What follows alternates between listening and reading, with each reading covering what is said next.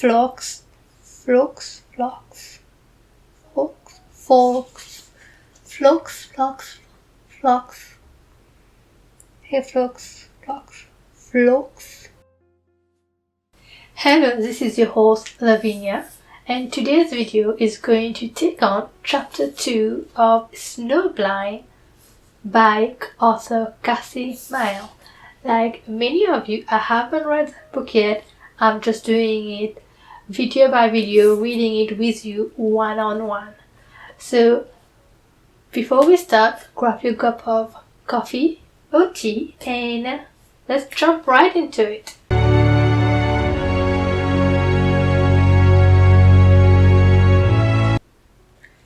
Welcome back. I'm so excited to continue this story with you. So the last video we were introduced to the world of Sasha Campbell, and I gotta say it was a great start, and the ending, it was even better. Cliffhanger to say the least. I wanted to continue the story on my own, but I had to repress that urge until I was making this video so that it would be more of a one-on-one like I wanted it to be, so that we can get more of a readers group experience. If you had missed chapter 1, don't fret, you can check out chapter 1 right over here.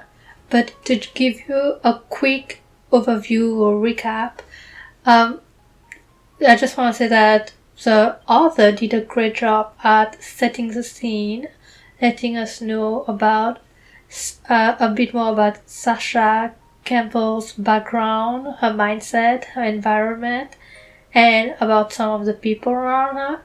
And let's not forget, ending it on the murder victim.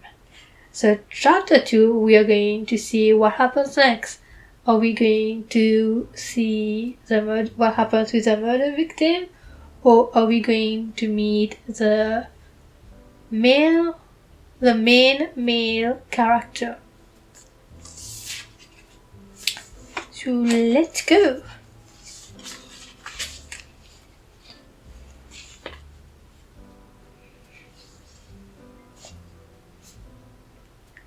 Chapter 2. Responding to a 911 call, Deputy Brady Ellis drove fast through the Apollo condo complex. His blue and red lights flashed against the snow-covered three-story buildings, and his siren blared. From what the dispatcher had told him, the caller had allegedly witnessed an assault at the Gateway Hotel, which seemed unlikely because the hotel was a distance away from the condos. The dispatcher had also mentioned that the caller sounded intoxicated. This 911 call might be somebody's idea of a joke. It didn't matter. Until he knew otherwise, Brady would treat the situation as a bonfire emergency. Disclaimer, this chick right here have a heavy accent, so be aware of it while I'm reading. And if I do butcher any name, I do apologize in advance. Again, heavy accent, different country. He parked his SUV with the Summit County Sheriff logo emblazoned on the door in the parking lot and jogged up the shoveled sidewalk to the entryway. 5 years ago, when he first started working for the sheriff department, this land had been nothing but trees and rocks that belonged to his uncle Dooley. These acres hadn't been much use to Dooley. They were across the road from his primary cattle ranch and too close to the small town of Arcadia for grazing. When Dooley had gotten a chance to sell for a big profit, he jumped on it. Some folks in the area hated the fancy ski resort that had a mushroom across the valley, but Brady wasn't one of them. Without the new development, Arcadia would have turned into a ghost town, populated by coyotes and chipmunks. The influx of tourists brought much needed business and cash flow. The downside was a 250% increase in the crime rate, which was no big surprise. Crime was what happened when people moved in.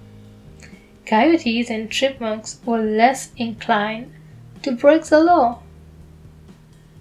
Outside the condo entryway was a buzzer.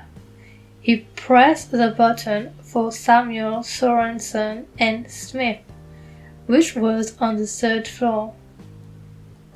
When a woman answered, he identified himself. Deputy Brady Ellis, Sheriff Department. "You got here fast," she said. "I'll buzz you in." When the door hummed, he pushed it open. Instead of taking the elevator, Brady climbed the wide staircase.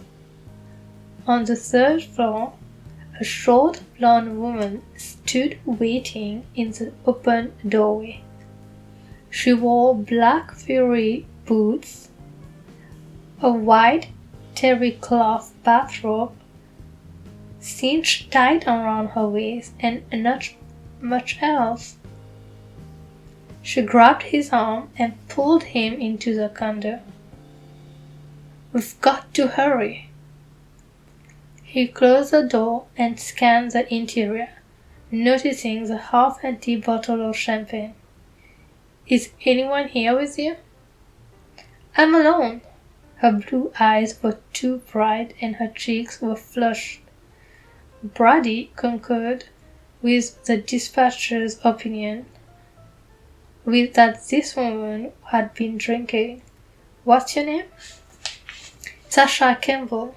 She hadn't released her hold on his arm and was dragging him towards the window. Attempting to drag him was more accurate. He was 6 feet 4 inches tall and solidly built. This little lady wasn't physically capable of shoving him from place to place. "Miss Campbell," he said in a deep voice to compel her attention, "I need to ask you a few questions." "Okay, sure." She dropped his arm and stared up at him. "We need to move fast. This is literally a matter of life and death." Though he wasn't sure if she was drunk or crazy, he recognized her determination and fear. Those feelings were real. "Is this your condo?" "I wish." Her robe gaped and he caught a glimpse of an orange bikini top inside. "I work for a law firm and the condo belongs to them. I'm staying here while I attend meetings." "You're a lawyer?" "Wrong again. I'm a legal assistant right now, but I'm going to school to learn how to become a mediator and—" She stamped her fury boots. "Sorry, when I get nervous I talk too much, and there isn't time. Oh God, there isn't time." He responded to her sense of emergency. "Tell me what happened." "It's easier if I show you. Come on out here." She led him onto the balcony and slapped a pair of binoculars into his hand. "I was looking through these at the hotel and I witnessed an attack. There was a lot of blood. Now do you understand?" This woman might be bleeding to death while we stand here. He held the binoculars to his eyes and adjusted the focus. The view into the hotel rooms was crystal clear. As unlikely as her story sounded, it was possible. Exactly what did you say? Let's go back inside. It's freezing out here. She bustled into the condo, rubbing her hands together for warmth. Okay, there was a black-haired woman in a white jumpsuit sitting at a table opposite a guy I couldn't see as well, because there was a plant in the way. I think he was wearing a turtleneck, and I think he had brown hair. That's right, brown hair. She had a gold necklace. They were eating, then I looked away, then I looked back. As she spoke, her head whipped to the right and then to the left, mimicking her words. Her long blonde hair flipped back and forth. Go on, he said. The woman was standing, gesturing. She seemed angry. The guy came at her. I could only see his back. When the woman stepped away, there was blood on the front of her white jumpsuit. A lot of blood. Sasha paused. Her lower lip quivered. The man caught her before she fell, and that was when I got a clear look at his face. Will you recognize him again? I think so.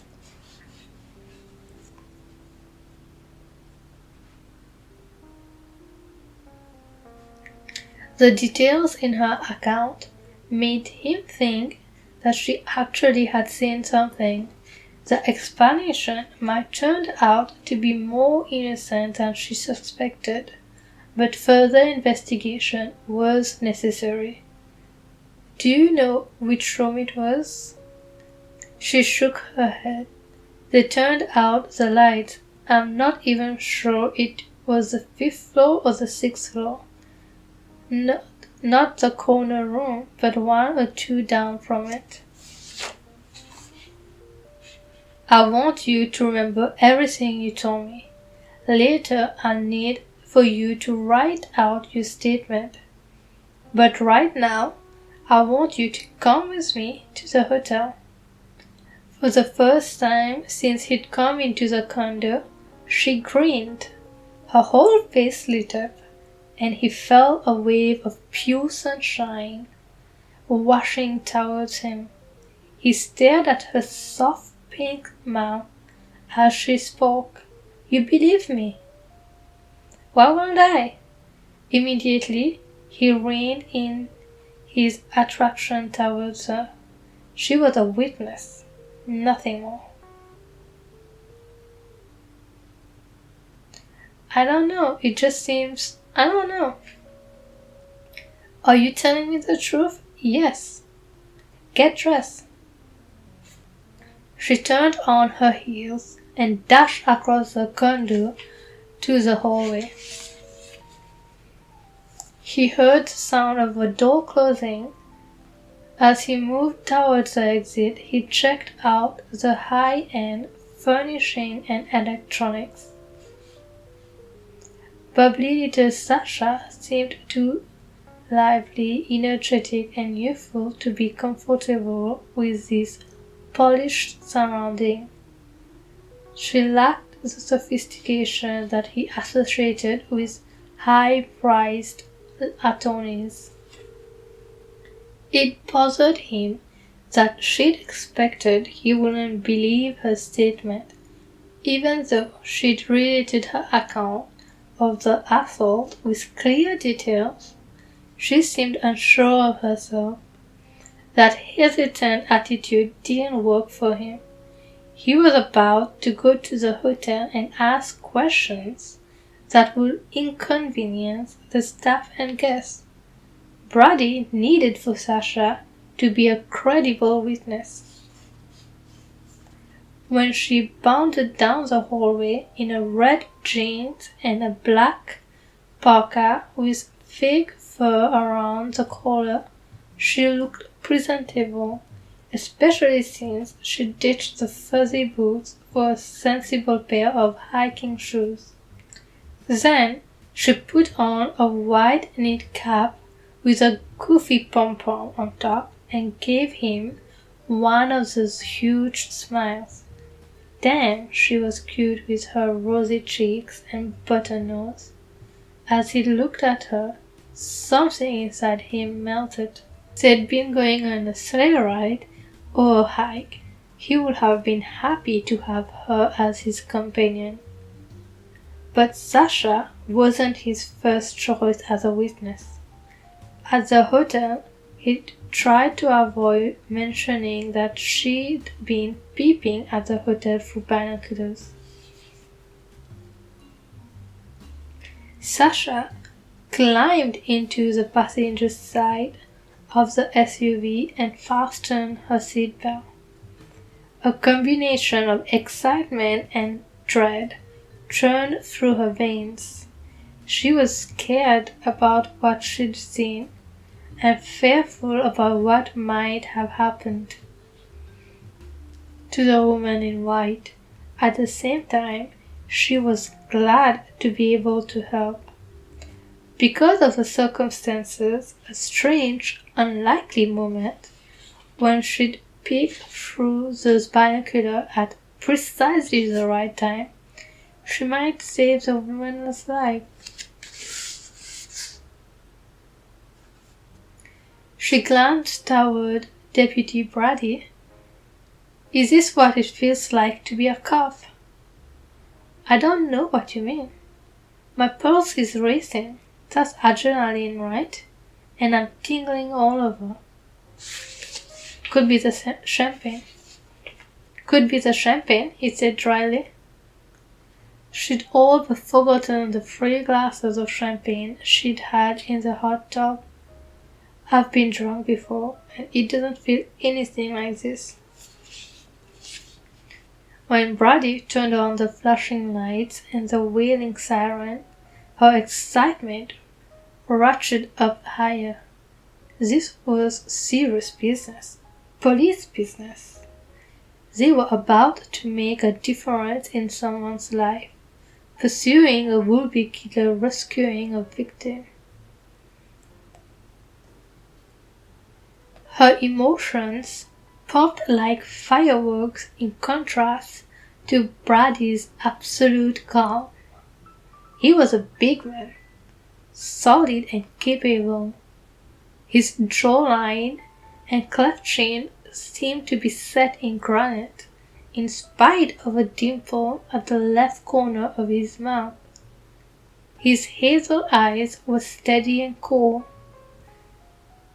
In spite of the sheriff's department logo on the sleeve of his dark blue jacket and the gun holster on his belt next to his badge, he didn't look much like a cop. He wore dark brown boots and jeans and a black cowboy hat. The hat made her think he might be a local. She raised her voice so he could hear her over the siren. Have you lived in Arcadia long? Born and raised, he said. My uncle Judy owned the land where your condo, the hotel, and the ski lodge are built. You're related to Matthew Dooley? I am. That wildly old rancher was one of the 4 investors in the Arcadia's department. Dooley was big and rangy, much like Brandy, and he always wore a cowboy hat and a bolo tie. During most of the meetings in the conference room at the 3S, he appeared to be sleeping but managed to come alive when there was an issue that concerned him. I like your uncle, she said. He's a character. He plays by his own rules, and he could afford to. Even before the investment in his land, Dooley was a multimillionaire from all the mountain properties he had owned and sold over the years. Brady's relationship to him explained the cowboy hat and the boots, but why was he working as a deputy? Your family is rich. I'm not keeping score. Easy to say when you're on the winning team. Her family hadn't been poor, but with 5 kids, they'd struggled to get by. If it hadn't been for scholarship and student loans, she never would have finished college. Paying for her continuing education was going to be a strain. What made you decide to be a deputy?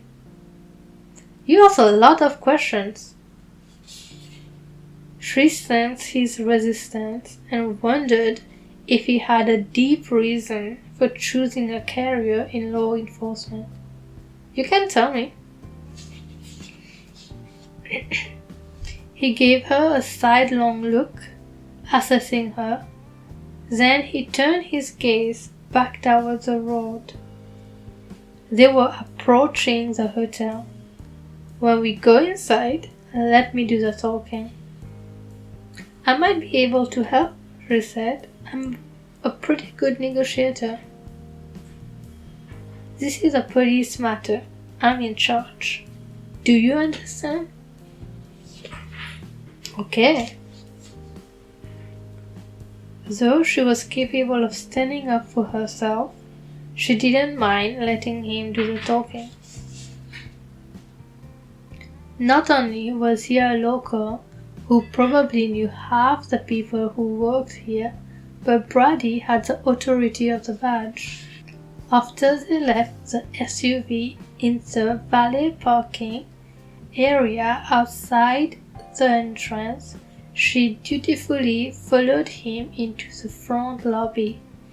In the course of resort negotiation, she'd seen dozens of photographs of the interior of the Gateway Hotel. The reality was spectacular. The front windows climbed 3 stories high in the lobby/atrium, showcasing several chandeliers decorated with small crystal snowflakes. A water feature near the check-in desk rippled over in clear black marble waterfall. The decor and artwork was sleek and modern, except for a life-size marble statue of a toga-clad woman aiming a bow and arrow. Sasha guessed she was supposed to be Artemis, goddess of the hunt.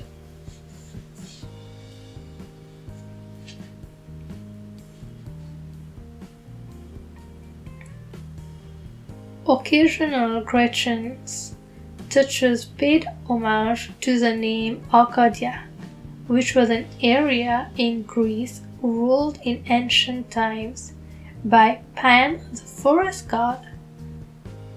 Sasha was glad the investors hadn't gone overboard with the god and goddess theme in the decorating. She stood behind Brady as he talked to a uniformed man behind the check-in counter. They were quickly shown into the back room to meet with the hotel manager, Mark Chandler.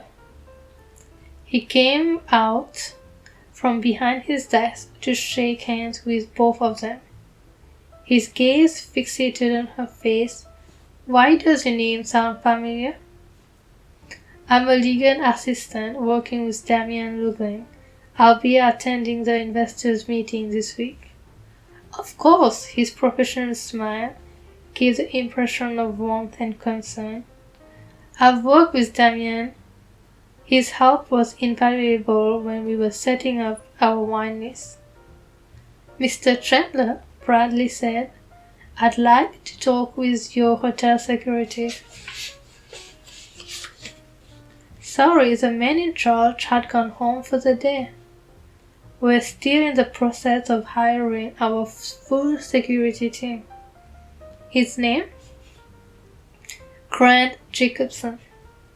He's from our sister hotels and he comes highly recommended. Call him, Brady said. In the meantime, I need access to all video surveillance as well as to several of the guest rooms on the 5th and 6th floor. There's reason to believe a violent assault was committed in one of the rooms. First problem, Chandler said. Most of our video surveillance isn't operational.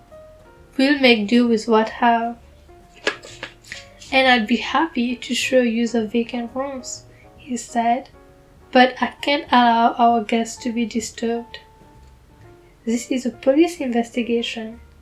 I'm sorry, but I can't. Suit yourself. When Bradley drew himself up to his full height, he made an impressive figure of authority.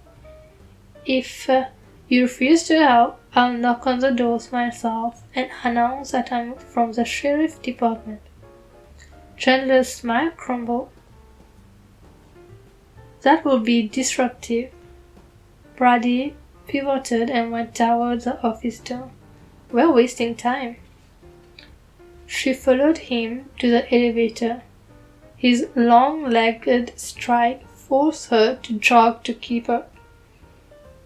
Chandler came behind her.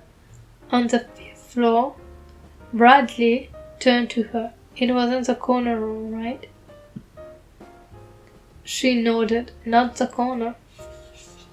He went to the next door. His hand rested on the butt of his gun. Hurriedly, Chandler stepped in front of him and used the master card to unlock the door. This room is vacant. This room is vacant. Can you at least tell me what you're looking for? Without responding, Brady entered the room and switched on the light.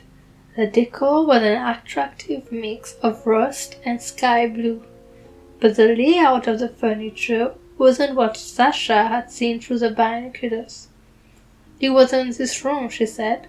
There was a small table near the window and a ficus tree. You're describing one of our suites, Chandler said. Those units have more living space and 2 separate bedrooms. I don't see signs of a disturbance, Brady said. Let's move on. The room next door is a suite, Chandler said. It's occupied and I would appreciate your discretion. Sure thing. Brady's eyes were cold and hard. It was obvious that he'd do whatever necessary to find what he was looking for, and she liked his determination. The door to the next room was opened by a teenage girl with pink and purple striped leggings. The rest of the family lounged in front of the TV. Though this didn't appear to be the place, Brady verified with the family that they'd been here for the past 2 hours. No one is booked in the next suite, Chandler said. Could someone unauthorized have used it? Brandy asked. I suppose so. Open it. Though the layout was similar to the one she'd seen, Sasha noticed that instead of a ficus, there was a small Norfolk pine. Brady made a full search anyway, going from room to room. In the kitchenette, he looked for dishes that had been used, and he paid special attention to the bedroom, checking to see if the beds were mushed and looking under the duvet at the sheets. Why are the beds important? She asked.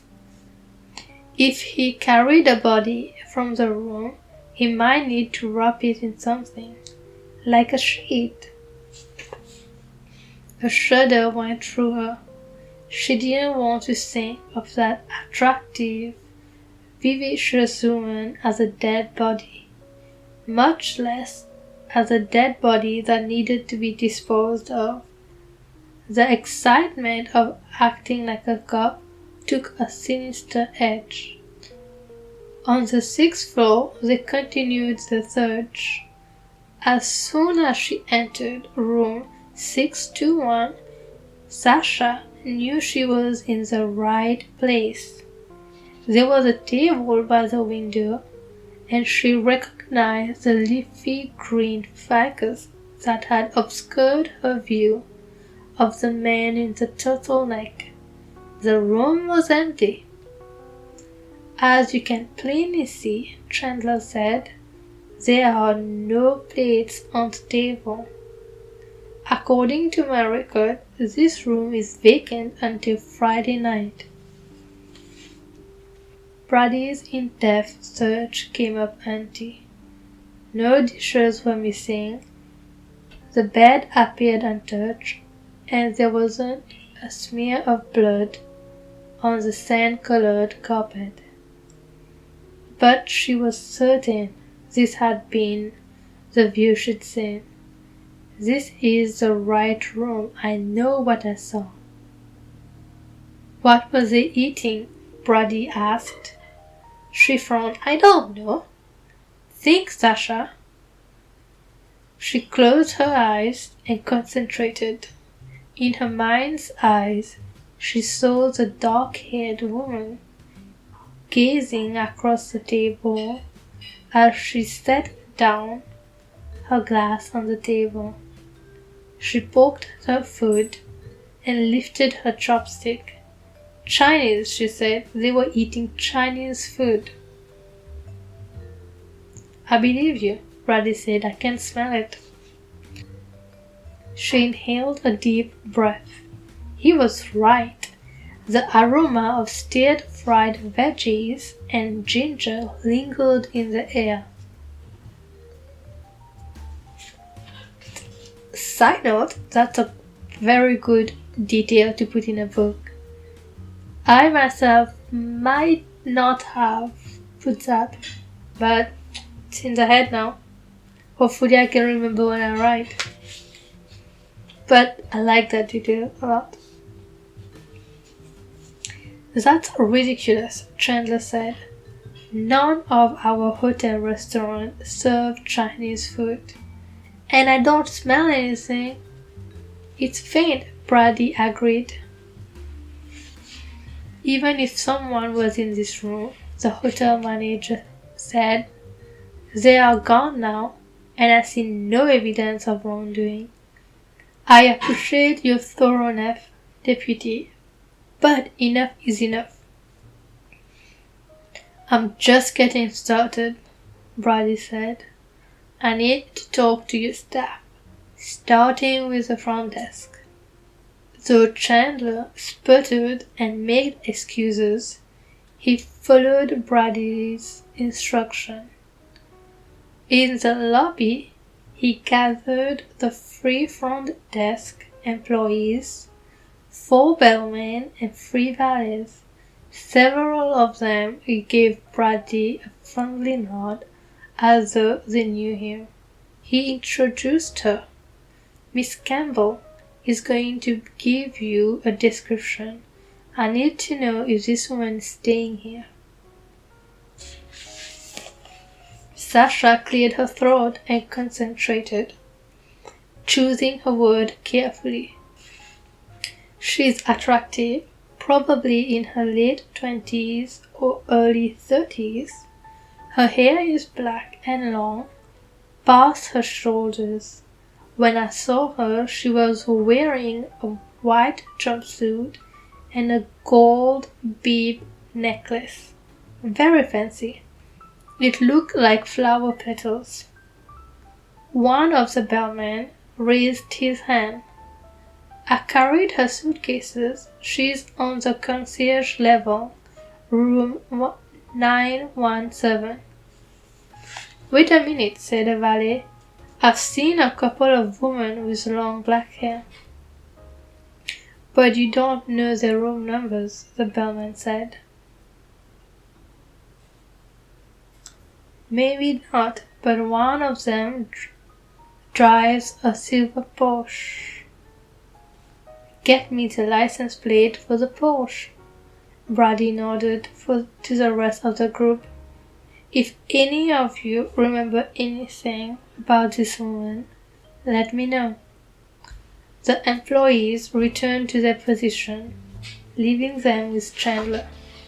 His eyebrows furrowed. I suppose you want to visit room 917. You guessed it, Brady said.